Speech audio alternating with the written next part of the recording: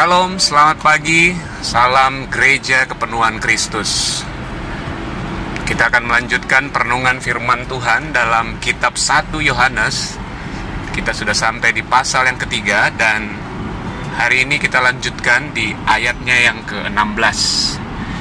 Kemarin kita sudah diingatkan, diteguhkan, disadarkan bahwa kita sudah ada di dalam terang. Kita sudah pindah ke dalam hidup. Dari maut dipindahkan ke dalam hidup. Dan ketika kita sudah ada di dalam hidup, jika benar kita sudah ada di dalam terang, maka mustahil untuk kita bisa hidup dalam kebencian. Maka mustahil untuk kita bisa bergaya hidup dosa. Itu yang kita belajar kemarin, dan hari ini dilanjutkan di ayat ke-16 dikatakan, demikianlah kita ketahui kasih Kristus, yaitu bahwa Ia telah menyerahkan nyawanya untuk kita. Jadi kita mesti ketahui dulu ini. Nah, ayatnya langsung jelas. Ini kebenaran yang kau percayai. Ini kebenaran Injil yang kau dengar. Engkau harus tahu, pastikan ini yang ada yang dalam kepercayaanmu. Ini harusnya menguasai pikiran dan perasaanmu. Kebenaran ini yaitu bahwa Yesus menyerahkan nyawanya untuk Paris, untuk kita semua. Jadi kalau kita bicara tentang kebenaran yang kita percayai, itu adalah tentang kasih Tuhan yang tanpa syarat dan tanpa batas bagi kita yang percaya. Karena kalau nyawa aja dia kasih, saudara, nyawa jadi serahkan, itu pun diserahkan bukan karena kita minta, bukan karena kita baik. Benar-benar waktu diserahkan itu kita dalam keadaan kita adalah orang yang berdosa, kita adalah orang yang sebenarnya layaknya dilempar ke neraka.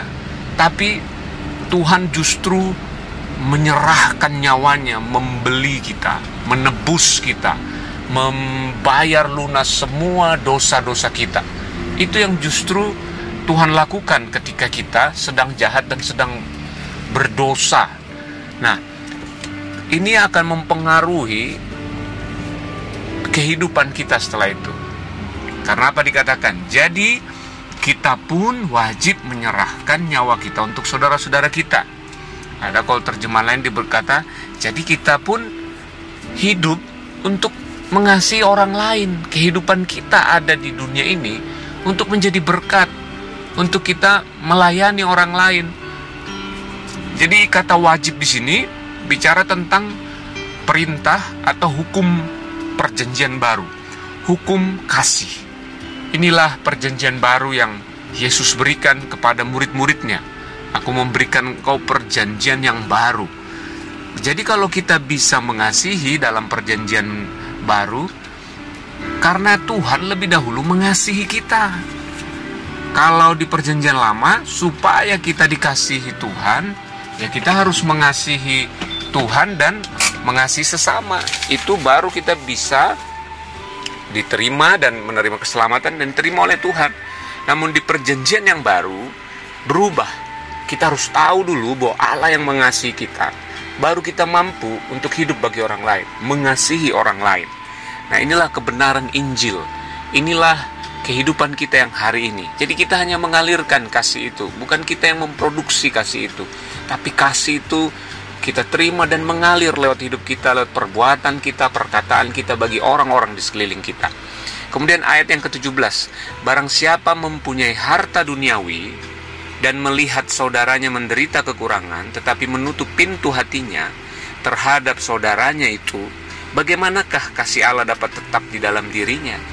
Nah, kemudian langsung dipraktek sehari-hari.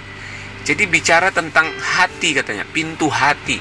Jadi memang kalau kita bisa melakukan perbuatan yang baik setelah kita lahir baru di dalam kerajaan Allah, kita sudah ada dalam hidup, itu semua mengalir dari hati. Makanya dipertanyakan kalau kita melihat ada orang yang menderita kekurangan, terus kita menutup pintu hati terhadap saudara kita yang kekurangan itu, bagaimanakah kasih Allah ada di dalam dirinya? Itu kan kalau kasih Allah nggak bisa kita tahan, saudara. Kalau kita berbuat baik bukan supaya masuk surga, kalau kita nolong orang bukan supaya Tuhan lebih memberkati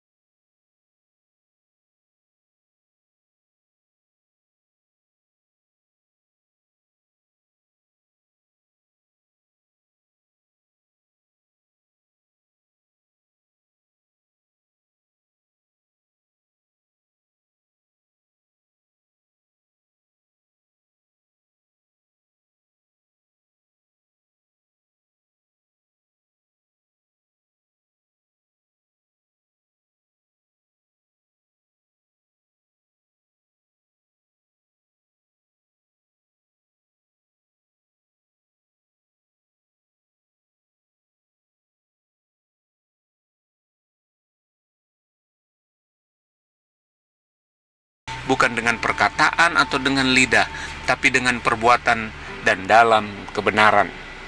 Jadi saudara, kita ekspresikan itu. Kita bukan hanya berteori atau hanya dengan perkataan-perkataan, tapi juga dengan perbuatan dan dalam kebenaran. Karena ada juga orang yang dalam perbuatan tapi enggak dalam kebenaran. Artinya apa? Bukan Bapa yang dimuliakan, Tuhan yang dimuliakan, tapi dirinya yang dimuliakan. Nah, akhirnya biasa orang-orang kayak gini menghakimi orang lain.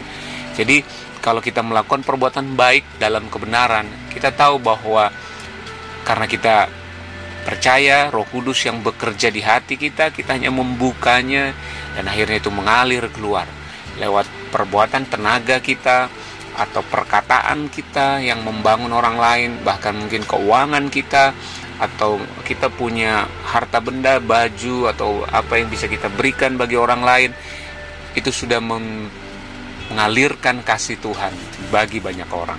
Haleluya, puji Tuhan. Karena itu saudara, kalau kita terus diingatkan di GKKI Ribon bahwa kita selalu dikuatkan, disadarkan tentang identitas kita. Karena dari situlah kita mengekspresikan kasih Kristus dari dalam keluar. Salam Gereja Kepenuhan Kristus. Tuhan Yesus memberkati.